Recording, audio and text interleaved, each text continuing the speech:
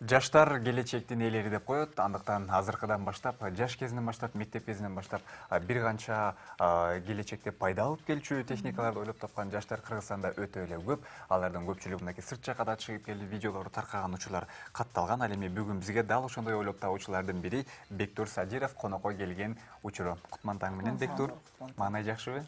Маанай жакшы. Өзүң жөнүндө тааныштырып өтсөң анда. Менин атым Бектур Садиров. Мен Алтын Түйүн академиясында окуйм.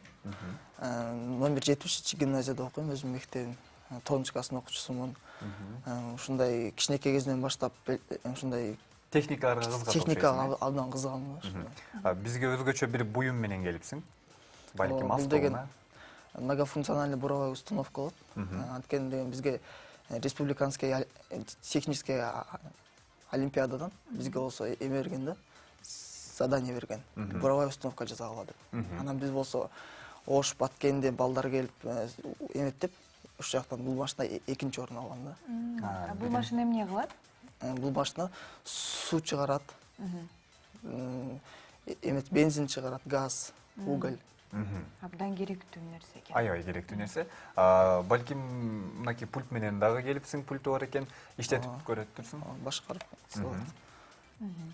Камерасы да бар экен өзгөчө.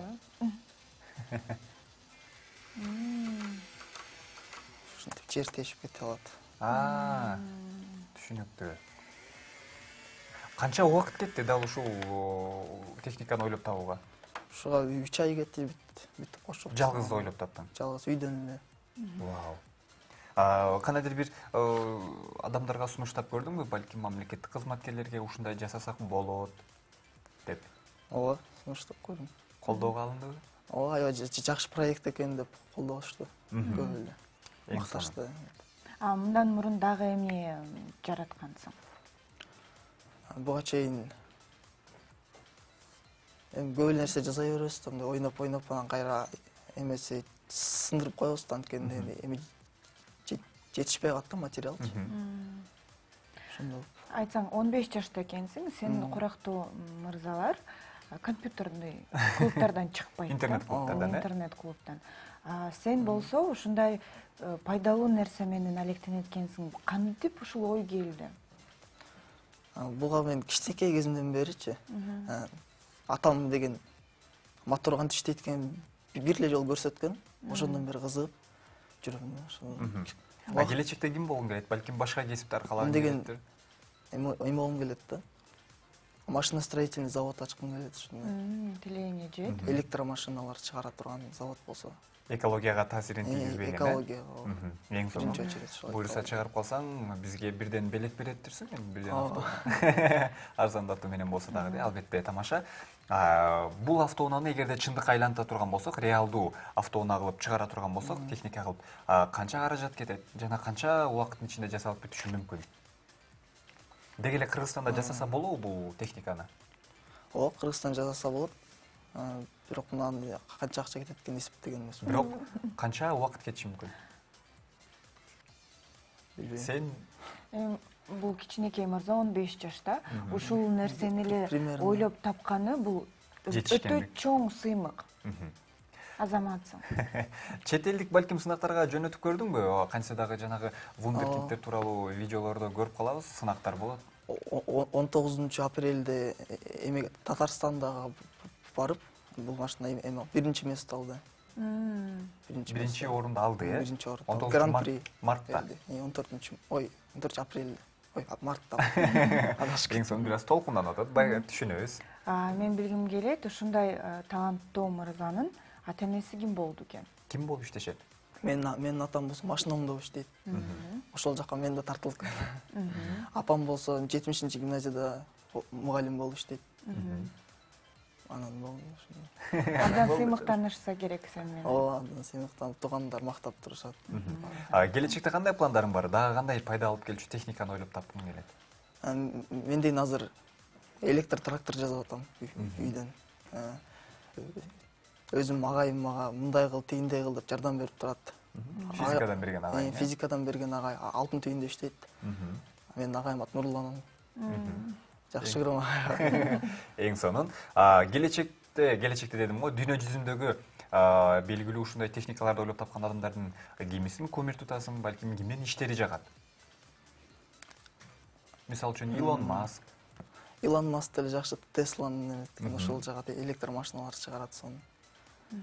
Бирок андай кишилерге кызыкпайм да, ошо машина техникага кызыгам. Келечекте эмнени жаратсам деп кыялданасың? Электр машина заводдорду чыгарсам. Жаңы машиналар, мындай электросберегающий эмелер, солнечный батарея эме, ошондой сыяктуу жаңы деп ойлоп тапсам сону. Буюрса тилектериң ишке ашсын. Албетте чөйрөңдөгү досторуң, ага эжелериң, атең ар дайым жаныңда. Буюрса ишке ашат деген ойдобуз. Негизинен эле азыркы тапта автоунаалар абдан көп. Адамдарга караганда автоунаалар көп деп да тамашалап коюшат. Жана албетте экологияга тийгизген терс таасирлери дагы чоң. Сенин көз карашың кандай? Чындыгында эле бизге балким сен айткандай электр тогу менен иштеген автоунаалар керектир. Электр унаалар бизге абдан керек да. Анткени бизде химиядан сабап өткөн байке айтат, эме бензинден чыккан газ, ал деген асманда эмсек топтолот экен да, ал деген эч качан жок болбойт экен. Катмарланат. Зыян болот экен андан, ал эч качан жок болбойт экен. Айтсаң, кайсыл сабакты жакшы окуйсуң? Физиканын кичине нормально. Нормально окуйсуң. Омун законун айтпайчы деле баштагансың, Калган сабактардычы? Эмеден эле математикадан кичине оорлуктар болот. Жакшы окусаң керек. Алгебрадан.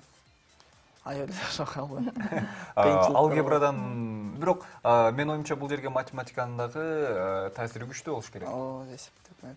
Ар бир бурчун, ар бир чекитин деген. Физика менен алгебра экөө чогуу болот да.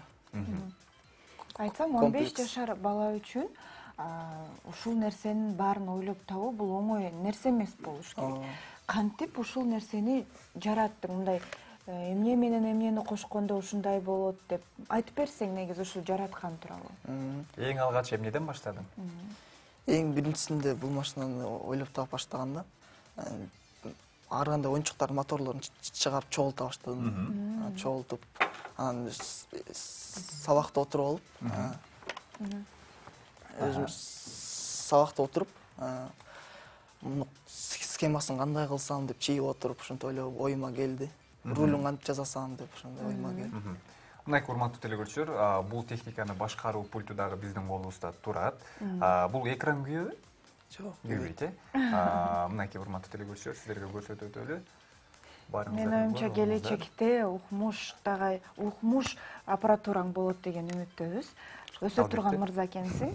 Сага колдоо керек, Ооба, бир гана колдоо. Мен оюмча азыр биз ошо эфирден пайдаланып, биздин ишкерлерибиз мыкты ишкерлер болсо, ушул мырзага колдоо көрсөтсөк, мен оюмча келечекте мыкты техниканы жараттуучу мырзалардын бири болот. Албетте, Бектурга колдоо көрсөтөлү бардыгыбыз, балким чындыгында табиятка зыян алып келбечү автоунаалар жарыкка чыгаттыр, жана ошондой эле мынакей өзүбүздүн өлкөдө жасалчу дагы техника болот экен, андыктан колдоо көрсөтөлү. Ал эми Бектур айтсаң, бул техника аралыктан башкарылабы же ичинде айдоочу болушу керекпи? Анткени мынакей сен азыр аралыктан башкарып атасың пульт менен. Айдоочу жок болуш керек. Анткени бул безопасно болот.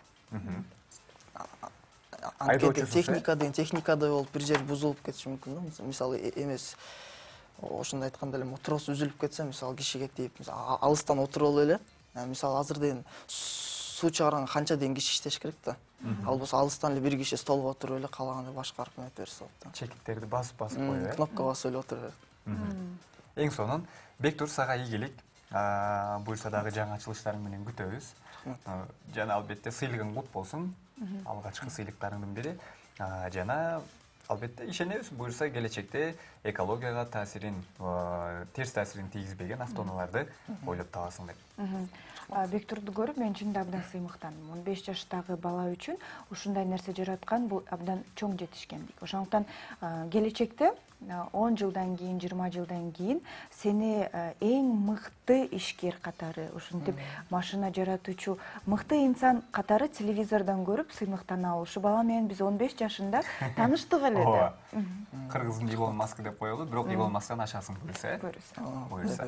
Урматтуу телекөрүүчүлөр, өлкөбүздөгү эң алдыңкы өспүрүмдөр десек да болот, ойлоп табуучулардын бири болгон Бектур Садиров бүгүн бизге конокто болду. Андыктан биз Бектурга ийгилик каалайбыз, эч качан оорубасын, иштерине ийгилик. Биздин эфир улана берет. Ал эми бүгүнкү темабыз чыгармачылык.